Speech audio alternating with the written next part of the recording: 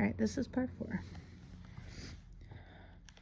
The doctor... Oh, Raven, he said. You're stable now. The fainting was most likely caused by a mix of dehydration and low blood sugar, but your blood work shows something else.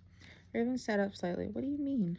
The doctor hesitated. There's a possibility you're in the very early stages of pregnancy. It's too soon to confirm definitely, but your hormone levels suggest it. Raven blinked. That's not possible. Adam and I, we've only been together 3 days.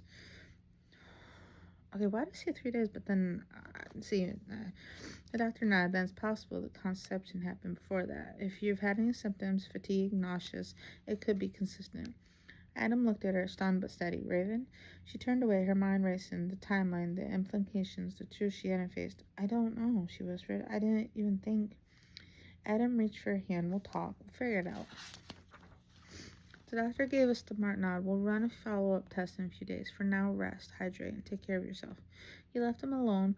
Raven lay back, her hand resting lightly on her stomach. She wasn't sure what this meant yet, but she knew it changed everything.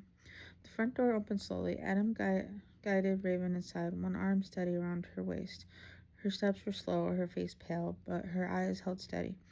Sandra was already in the hallway, arms crossed, her expression unreadable. I heard you fainted, she said, voice low. Wait, what? Adam nodded. We went to the hospital. Wait, she was... Sandra's gaze shifted to Raven. Are you alright? Oh, yeah, duh. She's stupid. Raven nodded, then hesitated. They said I'm stable, but they also said I might be pregnant. The words hung in the air like fog. Sandra didn't flinch. She looked at Raven for a long moment, then turned toward the living room. Sit down, she said. Raven obeyed, lowering herself onto the couch. Adam sat beside her, his hand resting slightly on her back. Sandra remained standing, her posture composed, her voice even. Did you know? Raven shook her head. No, I didn't. Sandra's eyes narrowed slightly, not in judgment, but in calculation. And now you do. Adam stepped in. We're figuring it out. We're not running. Sandra looked at him, then back at Raven. You fainted. That means your body is already under strain. Whatever happens next, you need to take care of yourself first. Raven nodded, her throat tight. I will. Sandra paused. Then with a quiet sigh, she turned toward the kitchen. I'll make breakfast, she said. You'll need something warm. Raven blinked. Thank you. Sandra didn't answer, but as she walked away, her voice floated back. Raven had barely touched the eggs before the dizziness returned, sharper this time, like a blade behind her eyes. Her fork slipped from her fingers, the room tilted. Sandra's voice had sounded distant. Eat up, dear. Then everything went black. She woke the cold. The air was sterile, metallic. The room was dimly lit by a single overhead bulb that flickered every few seconds. Her wrists were bound by thick, padded cuffs attached to chains bolted into the wall. Her ankles, too. Panic surged. She tried to scream, but her throat was dry, her voice barely a rasp. Behind the glass wall in front of her, she saw movement, figures, 2 of them. Sandra stood tall, arms folded, her expression calm. Adam was beside her, pacing, his face pale and frantic. Raven slammed her cuffed against the wall. Adam! He turned, eyes wide. Raven! Sandra didn't flick. She's awake. Raven's voice cracked. What is this? What did you do to me? Adam stepped forward, pressing his hands to the glass. I'm sorry, I didn't know she'd go this far. Sandra's voice was cold. You knew enough. You choose. Raven stared at him, betrayal blooming in her chest. You said you loved me. I do, Adam said, voice breaking, but I have to do what she says. I always have. Sandra turned to him. Weakness is a choice. She's not the first. She won't be the last. Raven's heart pounded. What are you talking about? Sandra leaned in, her eyes gleaming. You were never meant to stay. You were meant to teach him discipline, loyalty, control. Adam looked away. Raven pulled against the chains, fury rising. You drugged me. You locked me up. For what? Sandra's mouth. See what you're made of. The light flickered again, and Raven knew this wasn't just a test. It was war. Chapter 7. The room was silent except for the hum of the overhead light. Raven sat against the wall, wrists still bound, her breath shallow but steady. The door creaked open. Sandra stepped inside, no longer behind glass. She wore gloves now, her expression unreadable. Raven tensed. What do you want? Sandra knelt beside her, close enough for Raven to smell the faint scent of lavender soap. I want to see who you are when no one's watching. She reached out and grabbed a fistful of Raven's hair, not yanking, just holding, controlling. Raven winced but didn't cry out. Sandra tilted her head. You're stronger than the others. They screamed by now. Raven met her gaze. Then maybe you're testing the wrong person. Sandra's grip tightened slightly. Or maybe I'm finally testing the right one. Raven's scalp burned, but she refused to look away. You think pain proves something? It doesn't. It just shows how afraid you are. Sandra's eyes narrowed. Afraid? Raven nodded. Of losing control, of someone loving Adam without needing your permission. Sandra released her hair slowly, deliberately. You think love is enough? I know that I love my son, but you shouldn't be having his child. I should be. Raven couldn't believe what she had just said. You're one sick bitch, Raven said. Sandra stood, brushing off her gloves. Well, I may be, but at least I know what my son needs. You don't. She turned, walked out, the door locking behind her. Raven was mortified. Did Adam really love her, or was he really just using her? Raven's words hung in the air like smoke. I figure it out, she said, because I'm not waiting for you to grow a spine. Oh, wait. Did I skip?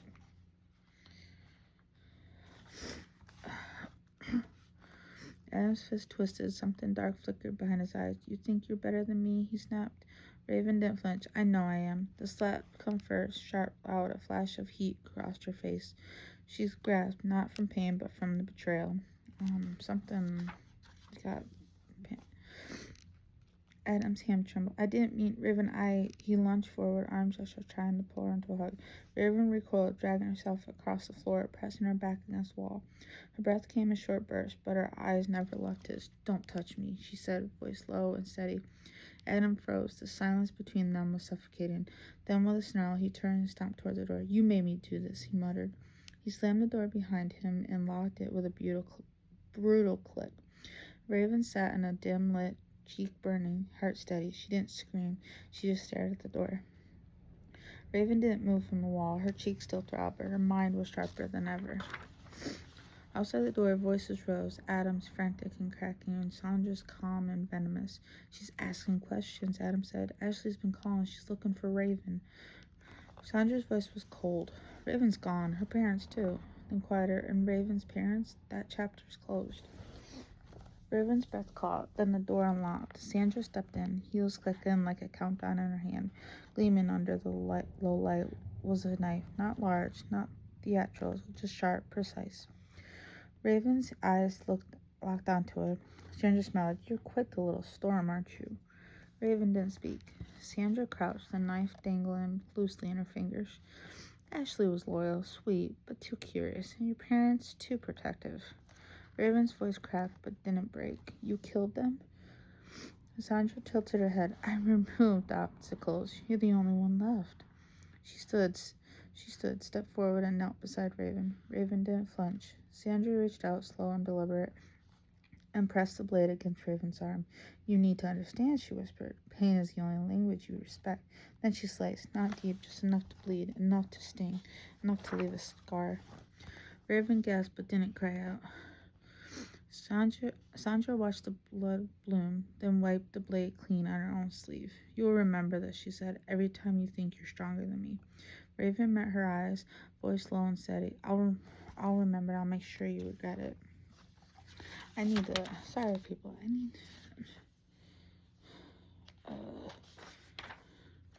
Yeah, somehow there was a page that missed. Because he kicked her in the stomach. Somehow it didn't get in there. In the book, but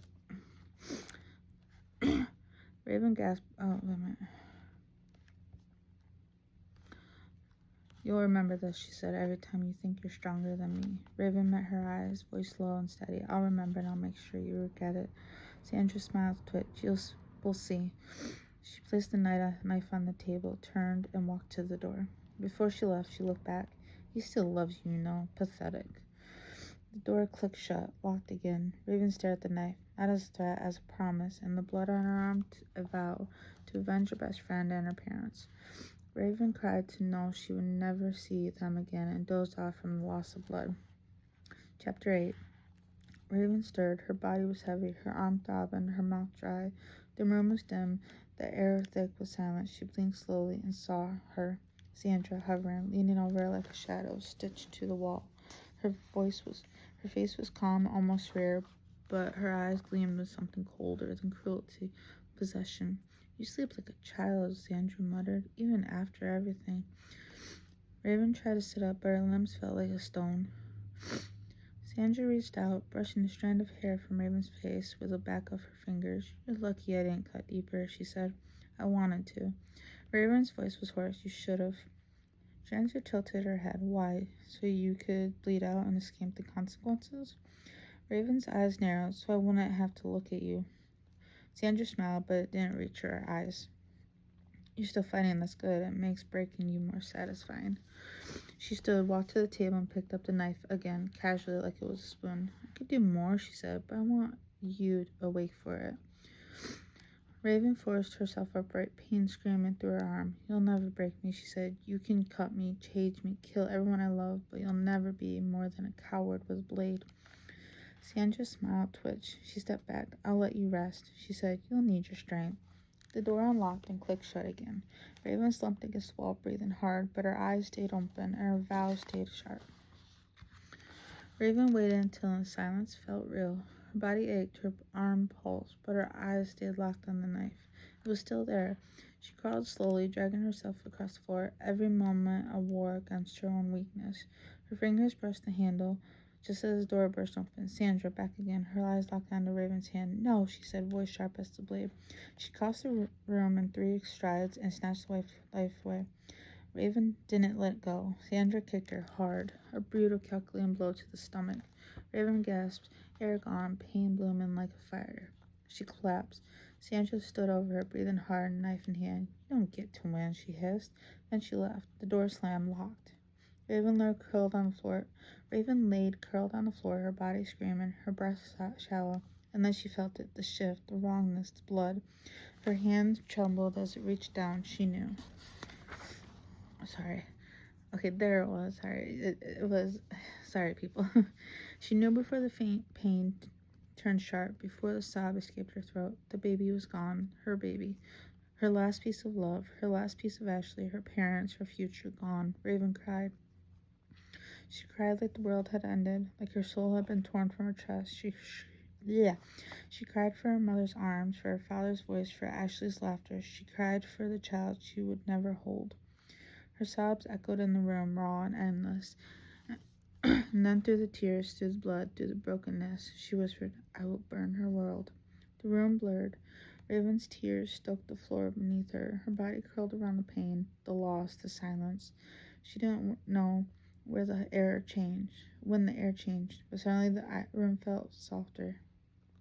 Dim light shimmered at the edges of her vision. She opened her eyes and saw them. Her mother, Elda, standing in the corner, wrapped in the shawl she always wore on cold mornings. Her eyes were warm but sad. Her father, Richard, beside her, arms crossed, his gaze steady, protective. And Ashley stood closest, barefoot, her hair wild, like it always was when she laughed too hard, but she wasn't laughing now. Raven blinked, unsure if she was dreaming or dying. "You're not dying," Ashley said gently. "You're remembering." Raven tried to speak, but her throat was raw. Her mother knelt beside her, brushing the hair from her face. "You're strong, little bear. You always were." Her father crouched, placed a hand on her shoulder. "But strength doesn't mean silence. Cry, let it out." Raven sobbed again, this time into her mother's lap, feeling warmth that wasn't real, but still comforting. Ashley sat beside her, their shoulders touching. "I'm sorry I couldn't protect you." Raven shook her head. "You did. You always did." Ashley's eyes filled with tears. "Then promise me you'll protect yourself now."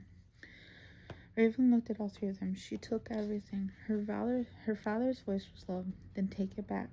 Her mother leaned in, now with rage, with purpose. Ashley smiled faintly, and with fire.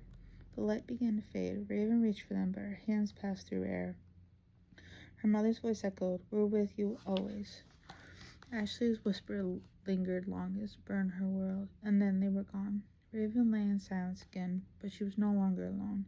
Adam stood outside the door, fists clenched, heart pounding. He had heard the kick. He heard Sandra's voice, but it was crying that undid him. Not the kind of crying that begged for help, the kind that came from the soul. He pressed his ear to the door. Raven's sobs echoed through the wood, each one on a blade to his chest. He had loved her once. Maybe he still did, but he had stood by. He had let Sandra twist him into something hollow, and now Raven was broken because of him, because of Sandra. He stepped back, pacing the hallway, hands shaking. He remembered the way Raven used to laugh, wild and unfiltering, like she didn't care who was watching. He remembered Ashley always teasing him, always watching Raven's back. He remembered her parents, kind of firm, the way they looked at him like they knew he wasn't good enough. And now they're all gone. Sandra had erased them, and he had helped. Adam sank to the floor, back against the wall, staring at the locked door. Inside, Raven cried, and something inside him cracked. Not guilt, not fear, something older, something dangerous. He whispered to himself, voice trembling, "What have I done?" The hallway was silent. Adam stood outside the locked door, heart pounding, fingers wrapped around the key Sandra had left behind. He stared at it, then slid it into the lock. Click. The door creaked open. Raven lay on the floor, curled in pain, her arm bloodied, her breath shallow. She looked up at him, saw him, her eyes narrowed. Adam stepped inside slowly, hands raised. "I'm not here to hurt you." I'm gonna pause so I can do part 5.